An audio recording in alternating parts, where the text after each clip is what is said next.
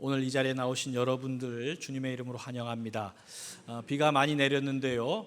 이 시간 성령의 단비가 여러분의 심령을 충만히 적시는 은혜가 여러분 가운데 충만하시길 주님의 이름으로 축원합니다. 예수님의 수제자 베드로는 예수님 십자가에 달려 돌아가신 후 고향 갈릴리로 돌아갔습니다.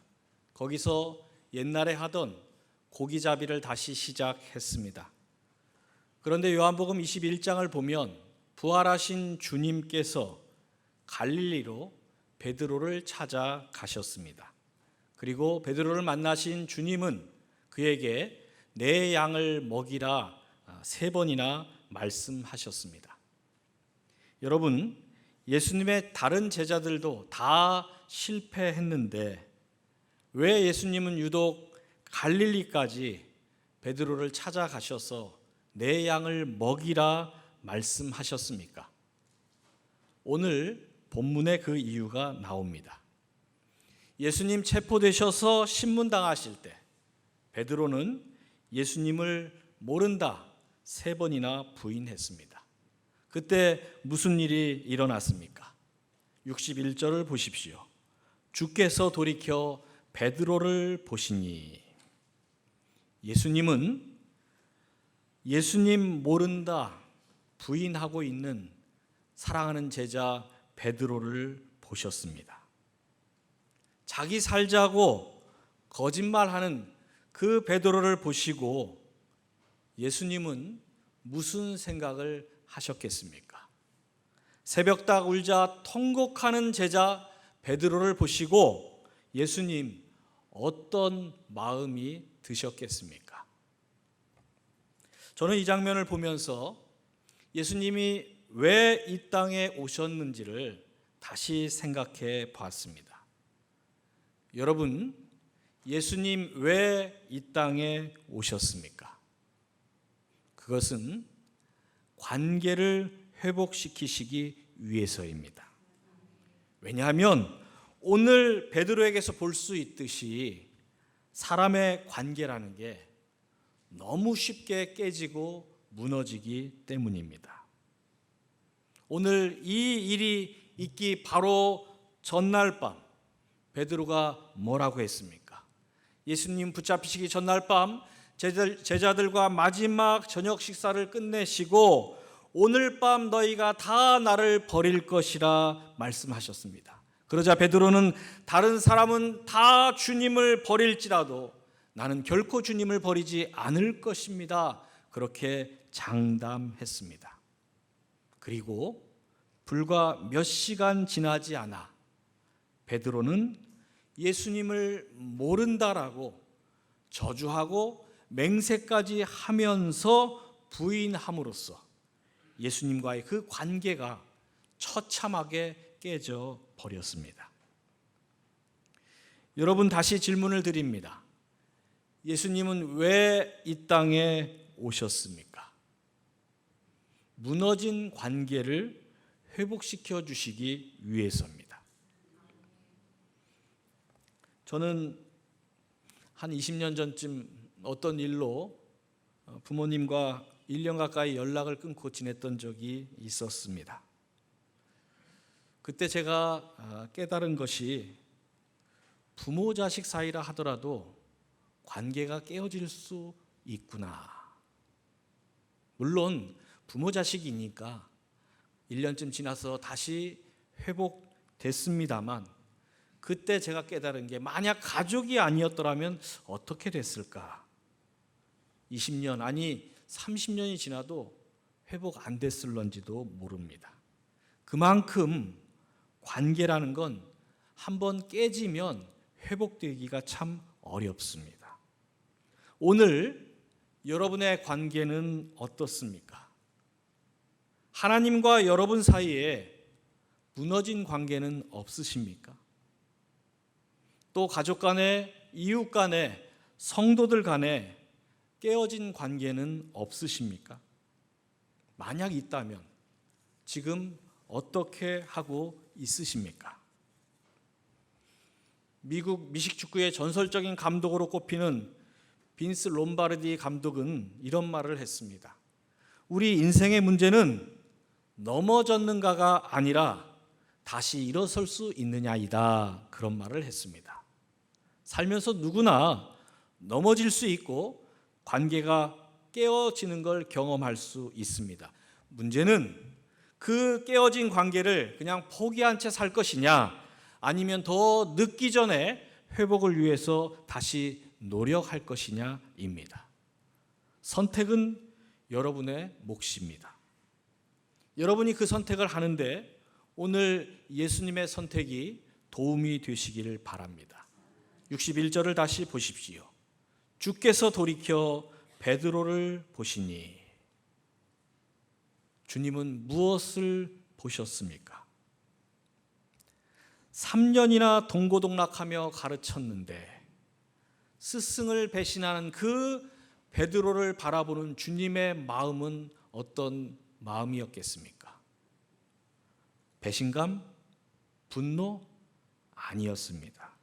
주님의 마음은 안타까움이었습니다. 베드로의 그 한마디로 3년간 예수님과 만들어온 그 관계가 무너졌기 때문입니다. 그래서 부활하신 주님은 베드로를 다시 찾아가셨습니다. 그리고 그에게 내 양을 먹이라 3번이나 다시 기회를 주시면서 무너진 관계를 회복시켜 주셨습니다. 여러분, 깨어진 관계는 다시 회복될 수 있습니다. 하지만 저절로 되는 것은 아닙니다. 그래서 예수님을 통해서 그 방법을 배워야 합니다. 깨어진 관계가 회복되려면 3가지가 필요합니다. 첫째는 깨어진 그 관계를 인정할 줄 알아야 합니다. 많은 사람들이 자신의 깨어진 관계를 인정하려고 하지 않습니다. 회피하고 외면하고 다른 걸로 대체하려고 합니다. 그러나 가족과 깨어진 관계를 누구로 대체할 수 있겠습니까? 하나님과 깨어진 관계를 무엇으로 대신할 수 있겠습니까? 그런데 관계가 깨어지는 것, 무슨 대단한 일 때문에 깨어지는 게 아닙니다. 작고 사소한 말 한마디, 행동 하나에 관계가 무너집니다. 동서로 약 5,000km에 달하는 미국 대륙을 걸어서 횡단한 탐험가가 있었습니다. 그 횡단에 성공한 후에 기자회견을 하는데 기자가 묻습니다. 가장 당신을 걷는 동안 힘들게 한 것이 무엇입니까? 뜨거운 태양이었습니까? 뜨겁게 달아오른 그 물 한 모금 없는 사막이었습니까? 아니면 당신의 생명을 위협하던 맹수들이었습니까? 질문했을 때 그 탐험가는 아니라고 했습니다. 그러면서 대륙을 횡단하는 동안 나를 가장 힘들게 한 것은 내 신발 속에 들어있던 모래알갱이였습니다. 그렇게 대답했습니다. 여러분에게 지금 무너진 관계가 있으십니까? 누구 때문에 무너졌습니까? 그리고 무엇 때문에 무너졌습니까? 관계가 깨어지는 것은 거창한 것이 아니라 작은 일 하나, 사소한 말 한마디, 또 작은 행동 하나로부터 시작이 됩니다. 베드로가 새벽닭이 울었을 때 왜 통곡했습니까? 3년 동안 예수님과 만들어 온 그 관계가 거짓말 한마디 때문에 무너졌기 때문입니다. 차라리 목에 칼을 들이대고 너 예수를 아느냐 위협이라도 했더라면 어쩔 수 없어서 그렇게 거짓말했다 변명이라도 할 텐데, 보잘것없는 여종 하나가 당신 예수를 알지 않느냐 물었을 때 그 질문에 너무 쉽게 무너진 겁니다. 잠시 후 새벽닭이 울면 땅을 치고 후회할 일을 너무 쉽게 해버린 겁니다. 그래서 베드로는 통곡하지 않을 수 없었던 겁니다. 여러분, 우리는 우리의 관계가 얼마든지 깨질 수 있다는 것을 인정할 줄 알아야 합니다. 부부 사이에, 부모 자식 사이에, 성도들 사이에 관계는 얼마든지 깨질 수 있고, 그리고 지금 내게 깨진 관계가 있다는 것을 인정할 줄 알아야 합니다. 왜냐? 인정할 때 회복의 길이 열리기 때문입니다. 그래서 오늘 베드로를 주목해 봐야 합니다. 새벽닭이 울자 그는 통곡을 했습니다. 그 통곡은 자신과 주님의 깨어진 관계가 있다는 것을 인정하는 눈물이었습니다. 물론 여러분, 관계가 깨졌다는 것을 인정하는 것은 고통스러운 일입니다.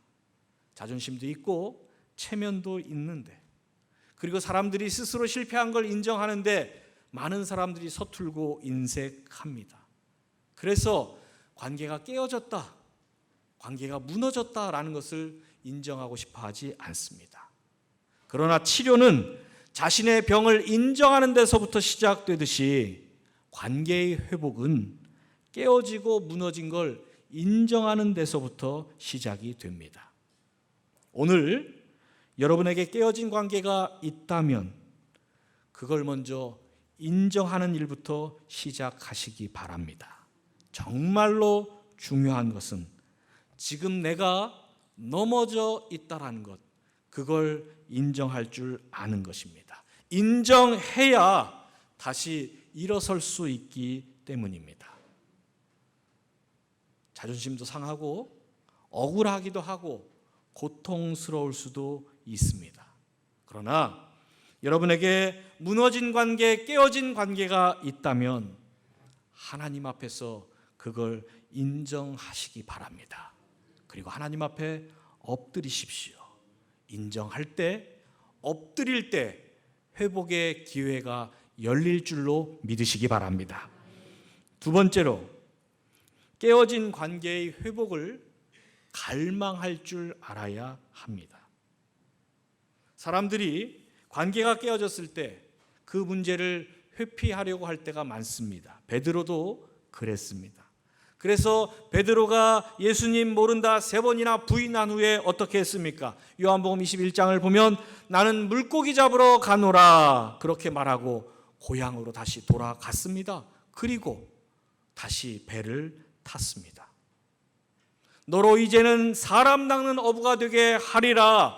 주님 그 말씀 앞에 순종하며 그물과 배를 버리고 결단해서 3년 세월을 한결같이 주님과 걸어온 길이었는데, 예수님 돌아가신 지 한 달이 지났습니까? 일주일이 지났습니까?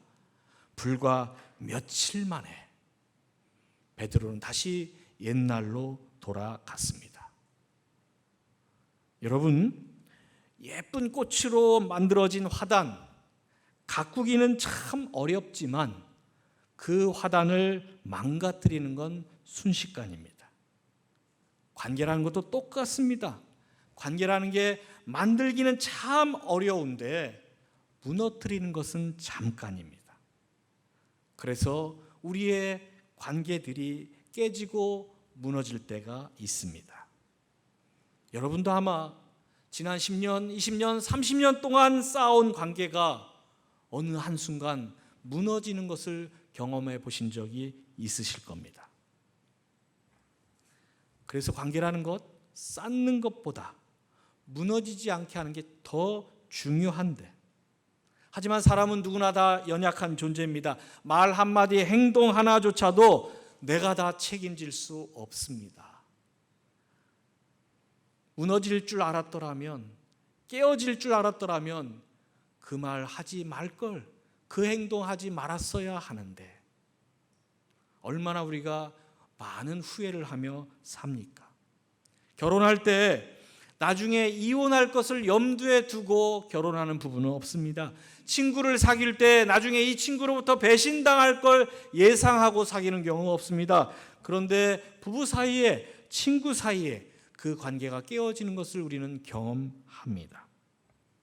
여러분, 오늘 베드로를 보면서 왜 예수님이 안타까워 하셨습니까? 그 이유는 너무 쉽게 예수님과의 관계가 깨어졌기 때문입니다. 그리고 더 안타까워하신 것은 베드로에게 깨어진 그 관계를 회복하고자 하는 갈망이 없었기 때문입니다. 관계는 깨어질 수 있지요. 그런데 오늘 베드로의 모습을 보십시오. 그렇게 빨리 고향으로 돌아가지 말았어야 했습니다. 주님과의 관계가 깨어진 것 때문에 그렇게 통곡할 줄 알았던 베드로라면 그 관계를 회복시키기 위한 갈망이 그에게 있었어야 하는데, 그래서 주님의 무덤 앞에서 엎드려 자리를 지키기라도 하든지 성전에 나가서 회개하며 하나님의 도우심을 구하든지 깨어진 관계의 회복을 위해서 갈망하는 모습이 있었어야 하는데, 너무 쉽게 낙심하고 너무 쉽게 포기한 채 고향으로 돌아가 버렸습니다.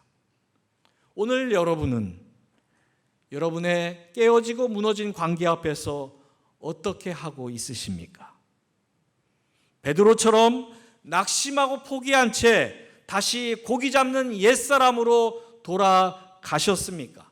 아니면 범죄한 후에 침상에 엎드려 주의 성령을 거두어가지 마옵소서라고 눈물로 울부짖었던 다윗처럼 관계의 회복을 갈망하고 있으십니까? 우리는 누구나 다 소원이 있습니다. 그런데 그 소원이 이루어지는 사람이 있는가 하면 그냥 소원으로 끝나는 사람도 있습니다. 왜 이런 차이가 생겨납니까? 그 소원이 이루어지길 갈망하느냐 아니냐의 차이 때문입니다. 텔레비전에서 동물 다큐멘터리를 보다 보면 사자가 사슴을 사냥하다가 놓칠 때가 있습니다. 사슴보다 느리지 않습니다. 사슴보다 힘이 부족한 게 아닙니다. 얼마든지 사자는 사슴을 이길 수 있습니다. 그런데 왜 놓칩니까? 사자는 한 끼 식사를 위해서 뛰는 것이지만 사슴은 생사를 걸고 뛰기 때문입니다. 그래서 우리 인생의 승패는 능력에 달려 있는 것이 아니라 간절함에 달려 있습니다.